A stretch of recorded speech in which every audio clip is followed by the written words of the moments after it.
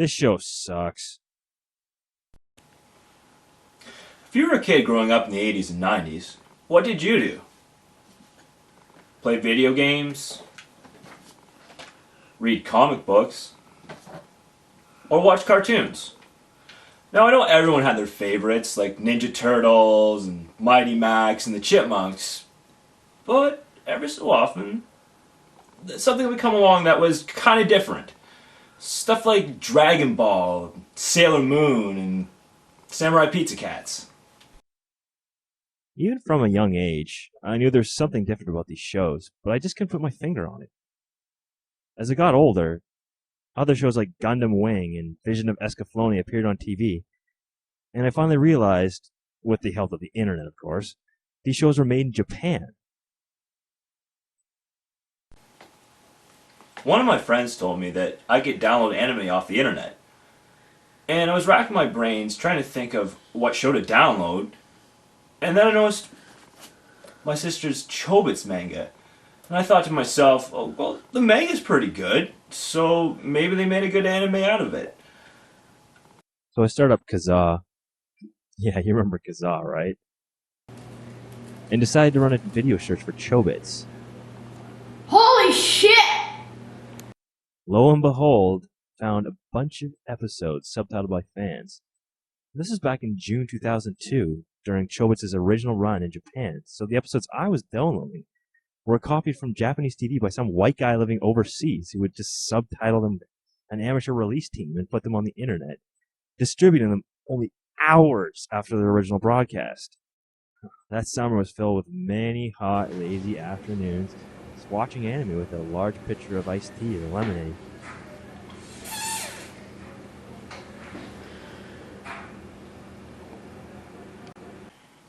Now that I'm a bit older, I decided to take a trip down memory lane and watch Chobits again after all these years. It must be as good as I remember it.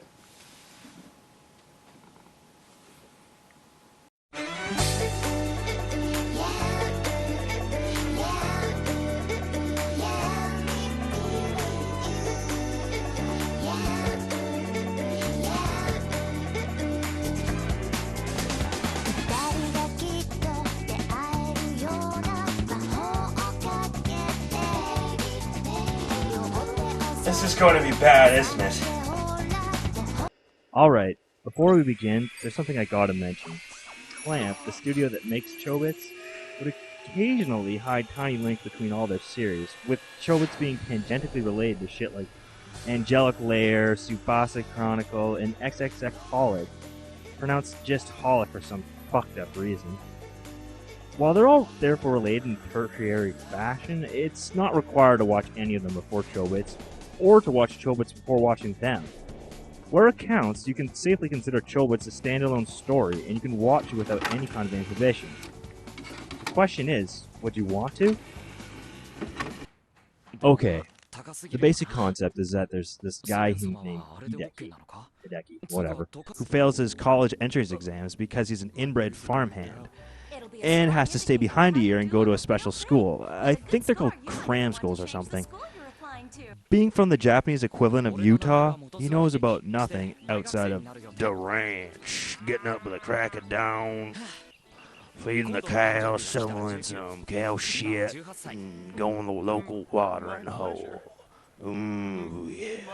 So, surprise, surprise, he acts like a total fucking astounded tourist when he finally reaches Tokyo, the location of his prep school and the only city in the world that actually matters in the realm of anime. Apparently, this show takes place in the not-so-distant future because personal computers are no longer gray boxes that sit under your desk, but are instead real fucking people? What the fuck is this shit? I mean, how is this an advancement of technology in any possible way? Okay, maybe the novelty factor of having a walking robot of your own, yeah, okay, that'd be cool, but, you know... Fuck! Like, the practical applications of having something like that over a desktop computer? I mean, look at, okay, surfing the internet. God, okay, look at this scene. Oh, come on. He can't even fucking look at that shit unless he plugs a monitor in the side of her head. So what's the point? I mean, unless she acts the porn out? But then that brings us to another problem. Okay, we all know where this is going. It's Japan. It's like every single robot on this show was a nubile young girl. And I'm pretty sure everyone was knowing that the director probably thought to himself, "Oh, easily programmable underage sex whores for sale discount price at Walmart." This guy. The female lead spends the entire fucking show acting like a pathetic, downtrodden pet. This kind of shit is not only insulting to women, but it appeals to the basest of all Japanese nerd fantasies. That no matter how much of a pathetic loser you really are, there'll always be a sultry 14-year-old in heat just waiting to devour your dick. The female lead herself is lying naked on the top of a trash heap where Hideki finds her and then brings her home. He decides to name her Chi, seeing as that's all she can fucking say. After a quick inspection, Hideki finally finds out that her switch is... yeah, you guessed it. In her vagoo. Really? Really? God, why don't you just call it Slutty Slave Bukkake Box 5000? Just get it over with. Of course, as it is with anything concerning artificial intelligence, Chobits tries to lather on the man versus machine angle, but it's so awkward that the show is pretty much unwatchable. They ask all the regular questions. Can machines love or feel pain? Can they be considered intelligent beings? Should they be afforded civil rights? And so on, so on. But they never go to great lengths to actually answer them, instead focusing on the character's desire to fuck a prepubescent Pentium 12. So, as we found out before, she acts like a dim-witted animal because she apparently lacks proper programming. And so Hideki has to teach her about regular life in Japan. At this point, the show basically takes on the visage of Sesame Street, as every episode focuses on how Chi learns this week's life lesson. And what gripping moral values are you going to show us today, Chobits? Underpants. That's right, Chi needs to go buy herself underwear. Isn't that just great? Oh look, she's getting lost on the way to the store. Oh, there's no panties there, Chi. That's right, these robots are pretty fucking stupid. Maybe it's marginally acceptable with Chi as she hasn't been programmed properly, but pretty much every other Persicom in this show is just as dumb. Which really raises the question, why the fuck is everybody in love with these things? That's right, every single fucking side character has some kind of history being in love with a Persicom or something similar. Oh yeah, it's a computer. It's a goddamn computer. Buy another one. Oh, come on, what the fuck is wrong with you? Chobits really tries to push the idea that having sex with a robot that looks like a budding 12-year-old is apparently something that's good. Meanwhile, most viewers will be laughing their asses off or be absolutely revolted by the idea of it. I mean, what's supposed to be drama turns into a fucking joke. Something else that really makes my shit perk up are Hideki's massive freakouts. Look at this shit. 3, 2, 1. I can't! Holy Christ, man, you think he's fucking manic or something? Though some of them are pretty funny. Hideki's voice actor in English is Crispin Freeman, and while he's not actually that bad... Hey, shut up! Okay, English voice actors can be good too, shut up! While he's actually not that bad, his Japanese voice actor just manages to pull these explosive scenes off in a funnier way. I mean, just look at some of these. Would you like to make $2 million a month? Dominatrix wanted.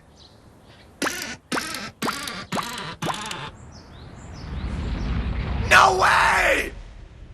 目指せ月収200万募集女王様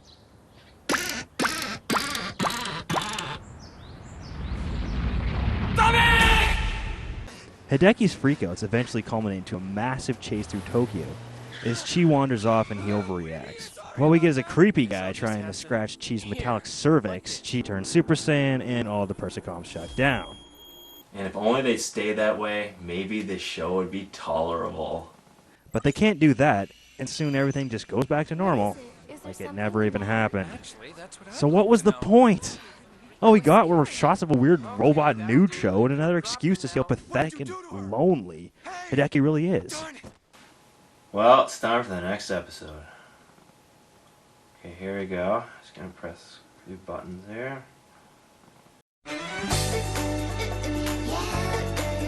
Fast forward.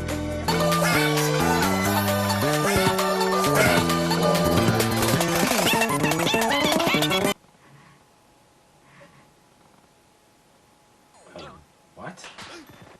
Did I press the wrong button?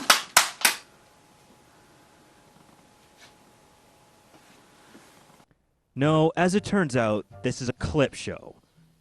Which brings us to another thing. This fucking show has too many clip shows. This is what, episode 7? We don't need one yet. We know what the fuck is going on. Christ, I just hate clip shows in general. What's the point? We don't need to be fucking reminded. If we did, we'd rent the tape or just watch the goddamn rerun. What's worse is when they're included on the DVD box set, it's as if they're actually trying to justify its existence as a real episode. No.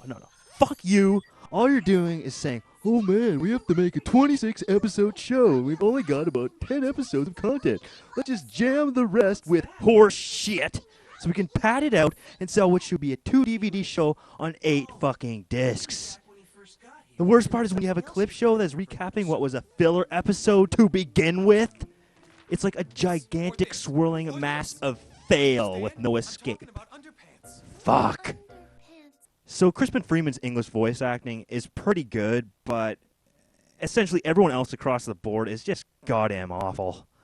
This apartment building's called the Gupjokasak. My name is Chitose Hibiya. I'm the manager of this building. Is something bothering you, Senpai? I guess the truth is I actually wanted to tell you, 'cause I really did think of you as a close friend. That would be my husband. Do you think it's wrong for a married person to fall in love with someone else? And so you can do the right thing. You're going to be with me. Now. But I haven't said enough yet.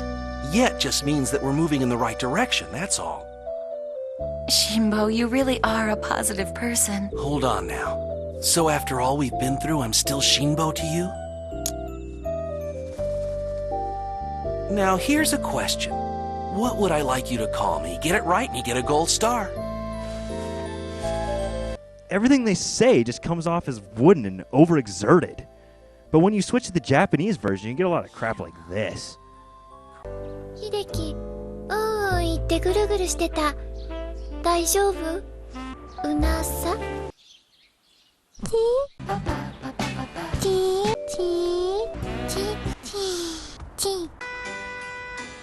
助かります感動です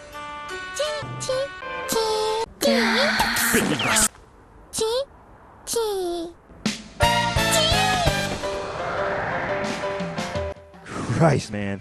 There is just no escape.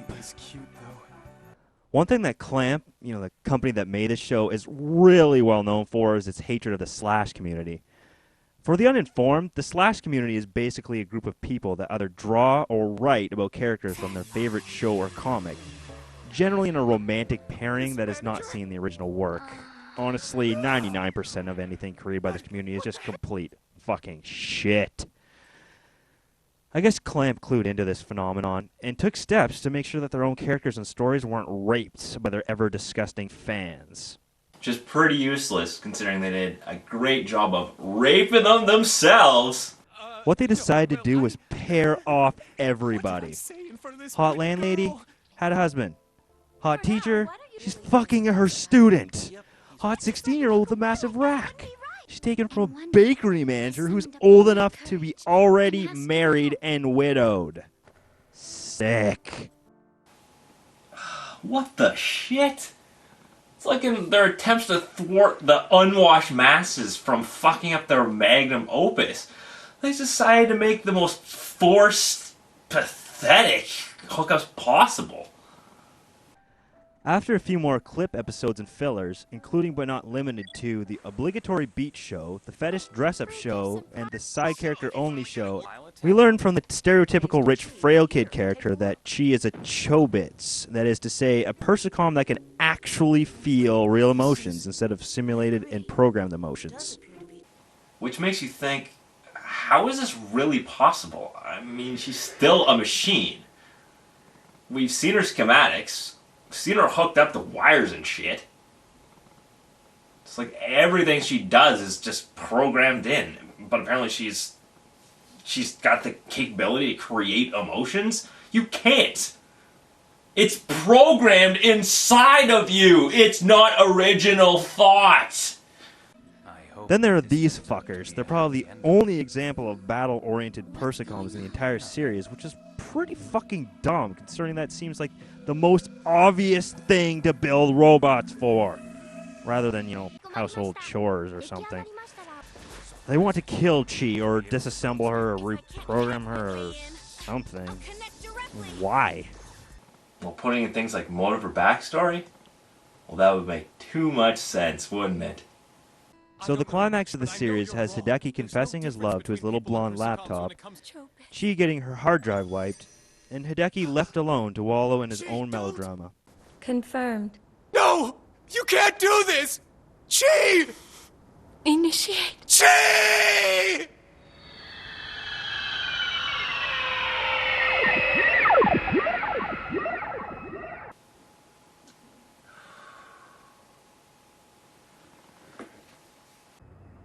Procedure completed.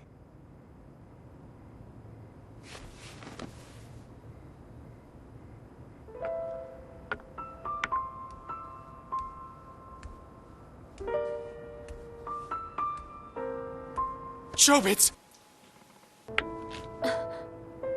What is it?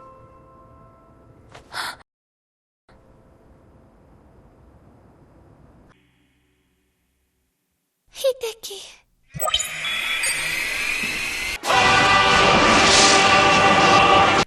But they can't land an anime made for young schoolgirls end like that. Oh no.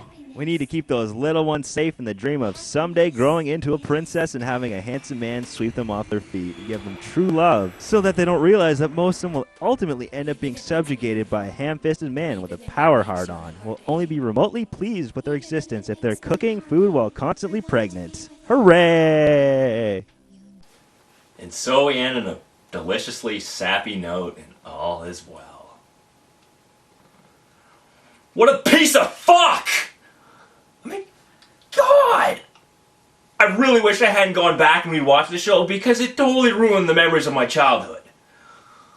I mean, Christ, kept thinking, I had a great time watching this as a kid, the rose-colored glasses, whatever. But no, I had to go back and watch it again, and it's fucking horrible! It's fucking horrible! Oh. Wait. What? There's another episode? Alright, well. Let me give it a shot.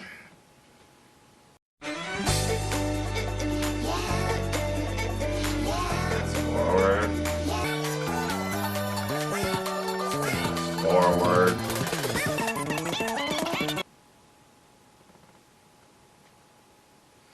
What? Did they actually make the series fucking finale a clip show? Are you serious? The show's fucking over. I don't need to read the fucking clip notes. This is like watching a movie, then having the credits replaced with a quick paragraph summing up what you just watched. This is like a novel just repeating the final chapters twice. Only the second time around, they just randomly deleted half the words. It's like a video game with a final level. It's just replaying random scenes from earlier levels it's already beat. And considering so many fucking games do that, it's just goddamn awful.